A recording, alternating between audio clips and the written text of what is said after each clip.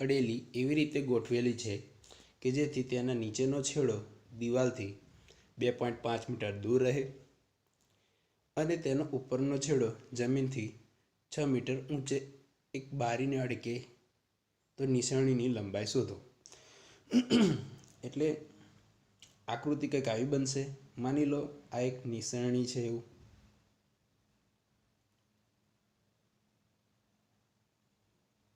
બરાબર છે। શું કહે છે?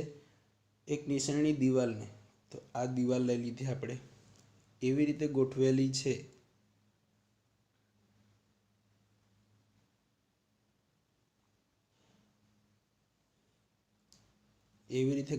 છે કે જેથી તેનો નીચેનો છેડો દિવાલથી 2.5 મીટર દૂર।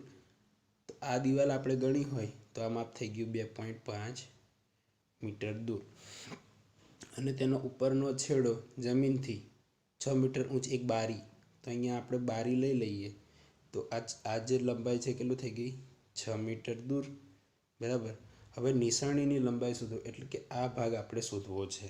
તો આપણે જો આ થઈ ગયો કાટખૂણો, આ કાટખૂણાની સામેની બાજુ એટલે નિશાની આપણો કર્ણ બની જાય। કર્ણ બની જાય તો આપણે જાણીએ છીએ પાયથાગોરસનો પ્રમેય, કે પાયથાગોરસનો પ્રમેય શું કહે છે કે કર્ણનો વર્ગ એ બાકીની બે બાજુનો વર્ગોના સરવાળા બરાબર થાય।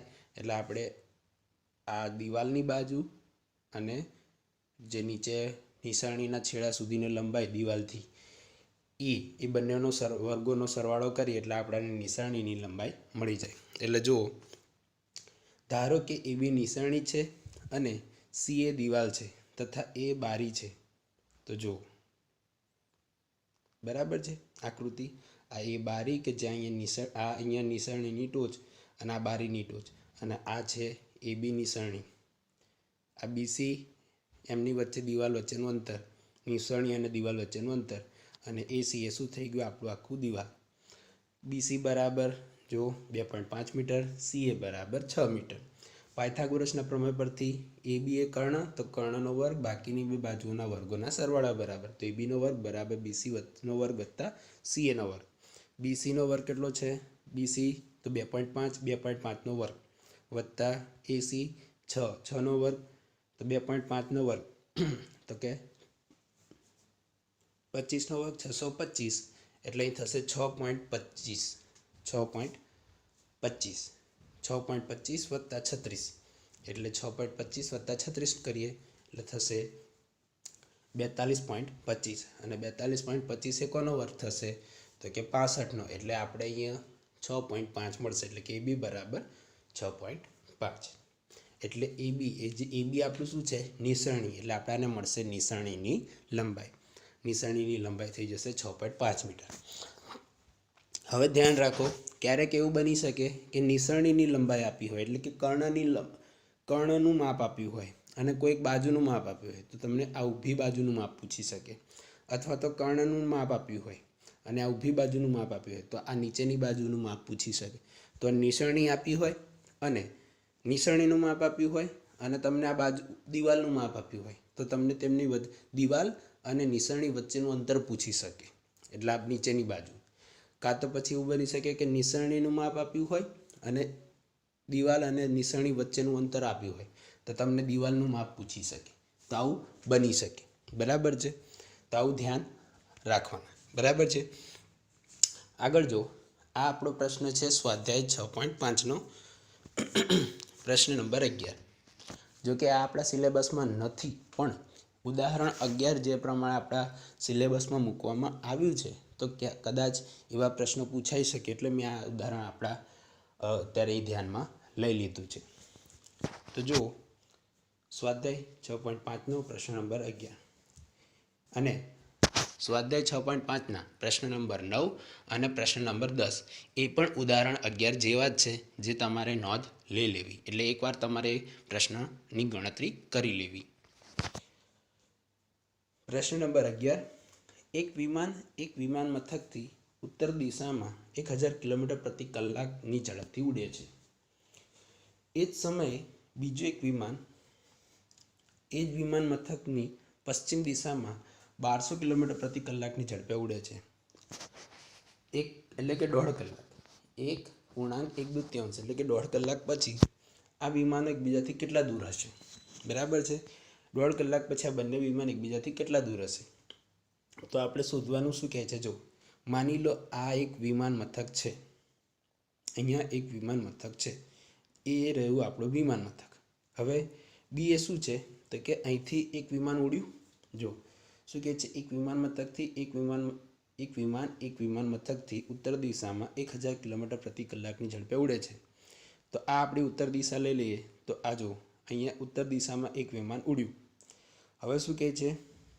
બી શું છે? બી એ 1000 કિલોમીટર પ્રતિ કલાકની ઝડપે ઉત્તર દિશામાં ઉડતા પ્રથમ વિમાનનું 1.1 પછીનું સ્થાન છે. એટલે કે 1.1 એટલે કે 1.5 કલાક પછી જે પહેલું વિમાન છે એ અહીંયા હશે.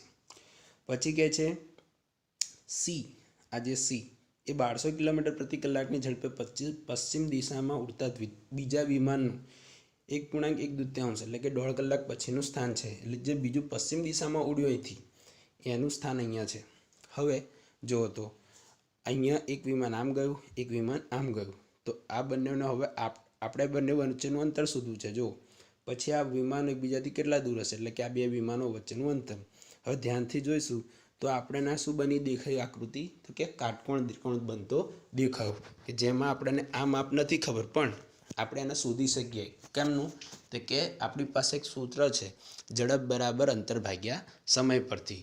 તો આપણે એના પરથી સૂત્ર બનાવીશું, અંતર બરાબર ઝડપ ગુણ્યા સમય. તો જો એટલે એ બી બરાબર શું થશે?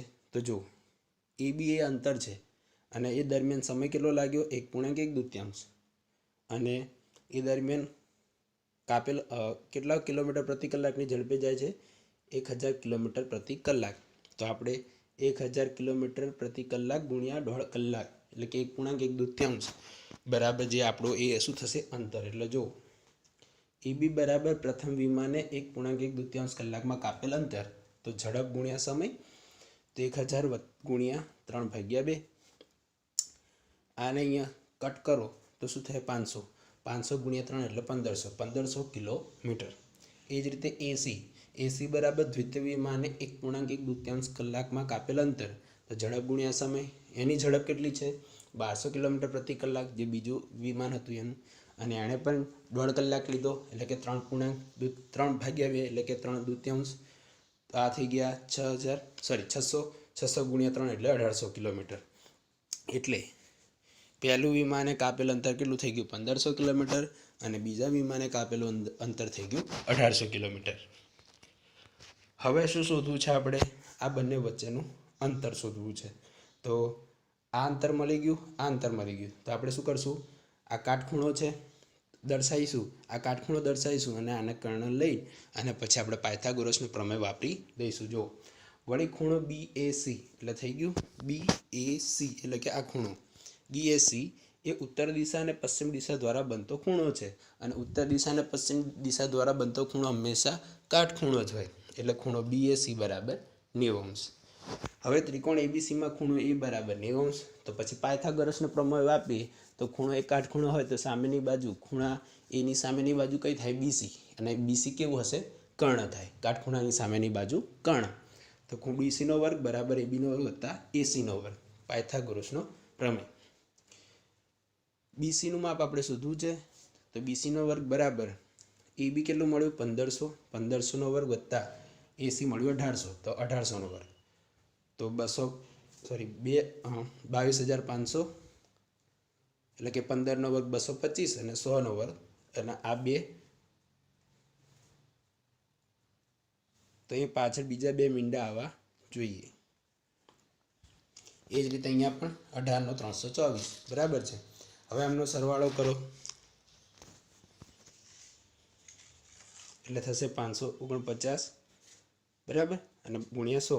હવે આમનું વર્ગમૂળ લઈ લઈએ એટલે આપણને મળશે 300 વર્ગમૂળમાં 61 કિલોમીટર બરાબર છે. જે આપણું BC મળશે, જે આપણું BC થશે બરાબર છે. આમ 1.1 કલાક પછી આ વિમાનો વચ્ચેનો જે સમયગાળો હશે કેટલો હશે? 300 વર્ગમૂળમાં 61 કિલોમીટર દૂર હશે બરાબર છે. એ જ રીતે પ્રશ્ન નંબર 12 જો પ્રશ્ન નંબર 12 કે 6 મીટર અને 11 મીટર ઊંચાઈના બે થાંભલા 6 મીટર અને 11 મીટર તો જો આ જે છે થાંભલો છે એ 6 મીટરનો છે અને આ જે થાંભલો છે એ 11 મીટર ઊંચાઈનો થાંભલો છે. હવે બે થાંભલા સમતલ જમીન પર આવેલા છે. તો આ જો આ સમતલ જમીન થઈ ગઈ. આ 6 મીટરનો થાંભલો અને 11 મીટરનો થાંભલો જે એક સમતલ જમીન બીડી પર છે. જો થાંભલાના નીચેના છેડા વચ્ચેનું અંતર 12 મીટર એટલે આ એ બંનેના છેડા વચ્ચેનું અંતર જો 12 મીટર હોય એટલે જમીનનું માપ કહે છે અહીંયા બીડી બરાબર 12 મીટર. તો તેમના ઉપરના છેડા વચ્ચેનું અંતર એટલે કે આ છેડો અને આ છેડો આ જે થાંભલો આ થાંભલાનો છેડો એ અને આ થાંભલાનો છેડો સી એ બંને વચ્ચેનું અંતર શોધવું છે. તો હવે શું કરશું આપણે તો કે આપણે અહીંયાથી એ પરથી એક લંબ દોરશું સીડી પર બરાબર છે. તો અહીં તમે જોશો કે આ એક લંબચોરસ બનશે અને આપણે લંબચોરસના ગુણધર્મો જાણીએ છીએ કે લંબચોરસની સામસામેની બાજુઓ કેવી સમાન. તો બીડીની સામેની બાજુ થઈ ગઈ એ તો એનું માપ કેટલું થશે એ પણ 12 મીટર થઈ જશે બરાબર છે. પછી એ બીનું માપ એ પણ ઈડીના માપ જેટલું થશે. તો એ બીનું માપ 6 તો ઈડીનું માપ 6. તો આ ઉપર સીઈનું માપ શું થશે તો આખું તો 11 છે તો 11માંથી 6 બાદ કરી દઈએ તો થશે 5. તો સીઈ બરાબર 5 એટલે જુઓ આ થઈ જશે 12 અને આ થઈ જશે 5. તો 5 12 13 આપણે પાયથાગોરન ત્રિપોટી જાણીએ છીએ. તો જો 5 12 13 એટલે તો આપણે કહી દઈએ છીએ કે એસીનું માપ થઈ જશે 13 અને તમારે જોવું હોય તો જોયું બરાબર છે. તો આપણે સાબિત કરીએ. અહીં એ બી અને સીડી એ અનુક્રમે 6 મીટર અને 11 મીટર ઊંચાઈ ધરાવતા બે થાંભલા છે જેમના નીચેના બે છેડા વચ્ચેનું અંતર 12 મીટર છે. આથી બી બરાબર 6 મીટર બીડી બરાબર 12 મીટર જો બીડી બરાબર 12 મીટર સીડી બરાબર 11 મીટર. ખૂણો બી 90 ખૂણો બી 90 અને ખૂણો ડી પણ 90 છે. હવે એ બરાબર એ બીડી દોરો સમાંતર દોરો એ સમાંતર બીડી દોરો તો દોર્યું. તો હવે ચતુષ્કોણ એ બી ડી ઈ ચતુષ્કોણમાં ખૂણો બી બરાબર ખૂણો ડી બરાબર ખૂણો ઈ બરાબર ખૂણો ઈ એટલે કે ચારે ચાર ખૂણા 90 બને છે. હવે ચારે ચાર ખૂણા 90 બને છે દરેક બાજુ સમાન ન હોય તો એ શું હોય લંબચોરસ બને. એટલે જો ચતુષ્કોણ એ બી ડી ઈ લંબચોરસ છે. તેથી ઈડી હવે જો આ ઈડી બરાબર એ બી થાય. ચતુષ્કોણની લંબચોરસની સામસામેની બાજુઓ સમાન તો ઈડી બરાબર એ બી બરાબર 6 મીટર થઈ ગયું ઓકે. અને એ જ રીતે એ બરાબર બીડી બરાબર 12 મીટર તો એ 12 મીટર અને એડી 6 મીટર. હવે જો આ આખું માપ સીડી કેટલું છે 11 મીટર એમાંથી ઈડી જાણીએ છીએ તો સીઈ જાણી લેવાય. તો હા તો કે સીઈ બરાબર એ આખામાંથી ઈડી બાદ કરી નાખો એટલું તો ઈ બરાબર સીડી ઓછા ડી તો 11 ઓછા 6 એટલે થઈ જાય 5 મીટર. હવે જો આ શું બન્યો એ ત્રિકોણ એ ઈ સી એક કાટકોણ ત્રિકોણ બન્યો. તો જો ત્રિકોણ એ ઈ સીમાં ખૂણો ઈ બરાબર 90 કાટકોણ થઈ ગયો ખૂણો ઈ 90. હવે એ તો ઈની સામેના બાજુ કઈ થઈ ગઈ એસી એ શું થઈ જશે કર્ણ. તો કર્ણનો હવે પાયથાગોરસનો પ્રમેય વાપરી કઢાય કે કર્ણનો વર્ગ બાકીની બે બાજુઓના વર્ગોના સરવાળા બરાબર એટલે કે એસીનો વર્ગ બરાબર એઈનો વર્ગ વત્તા ઈસીનો વર્ગ. તો જો એસીનો વર્ગ બરાબર એઈનો વર્ગ વત્તા સીઈનો વર્ગ પાયથાગોરસના પ્રમેય પરથી. હવે એસી આપણે શોધવું જ છે તો એસીનો વર્ગ બરાબર એઈ મળ્યું 12 12નો વર્ગ વત્તા ઈસી મળ્યું 5 તો 5નો વર્ગ 12નો વર્ગ 144 વત્તા 5નો વર્ગ 25 144 વત્તા 25 169 કોનો વર્ગ છે 13નો તો વર્ગમૂળ લઈએ એસીના વર્ગનું આખું વર્ગમૂળ લઈએ તો એસી બરાબર 13 મીટર બરાબર છે. એટલે અહીંયા આપણે પાયથાગોરન ત્રિપુટી મળી જાય છે 5 12 13. આમ થાંભલાની ઉપરના બે છેડા ટોચ વચ્ચેનું અંતર કેટલું થઈ જશે 13 મીટર. પ્રશ્ન નંબર 17 સાચો જવાબ જણાવો અને ચકાસો. અહીંયા એક વિકલ્પ આપેલો છે આપણને એને આપણે પહેલાં વિકલ્પમાંથી એક જવાબ શોધીશું અને પછી એનું સાબિતી આપીશું. તો જો ત્રિકોણ એબીસીમાં એબી બરાબર 6 વર્ગમૂળમાં 3 સેન્ટીમીટર. તો જો આ એક કાટકોણ ત્રિકોણ છે, એમાં એ બી સી.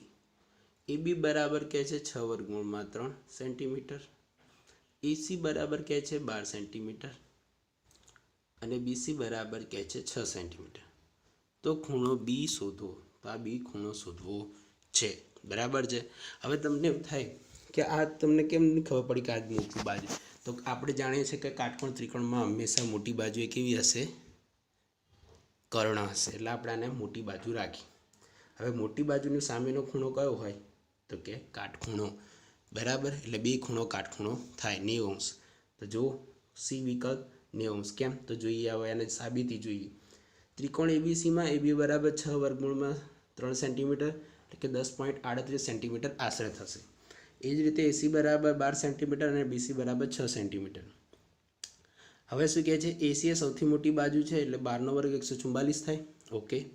એ જ રીતે કર્ણ આપણે જ્યારે પાયથાગોરસનો પ્રમેય સાબિત કર્યો તો હવે કર્ણનો વર્ગ મળી ગયો, તો બાકીની બે બાજુનો સરવાળા બરાબર પણ કર્ણ થવો જોઈએ. તો જો 6 વર્ગમૂળમાં 3 નો વર્ગ વત્તા 6 નો વર્ગ બરાબર 108 વત્તા 36 એ પણ 144. એટલે કર્ણનો વર્ગ અને બાકીની બે બાજુનો સરવાળો, વર્ગોનો સરવાળો એ પણ કેવો થાય છે? સમાન. એટલે કર્ણનો વર્ગ થઈ ગયો, કર્ણ થઈ જશે 12 નો વર્ગ બરાબર 6 વર્ગમૂળમાં 3 નો વર્ગ વત્તા 6 વર્ગ. એટલે શું કહે છે? પાયથાગોરસના પ્રમેયના પ્રતિપ્રમેય અનુસાર, પ્રતિપ્રમેય છે, પાયથાગોરસનો પ્રમેય નથી, એનો પ્રતિપ્રમેય અનુસાર ત્રિકોણ એબીસી એ કાટકોણ ત્રિકોણ છે, જેમાં એસી કર્ણ છે અને તેની સામેનો ખૂણો બી કાટખૂણો છે. બરાબર છે. એસી કર્ણ, એની સામેનો ખૂણો કાટખૂણો જે બી થાય, અને બી એક કાટખૂણો છે, તો બી બરાબર ખૂણો બી બરાબર 90 અંશ.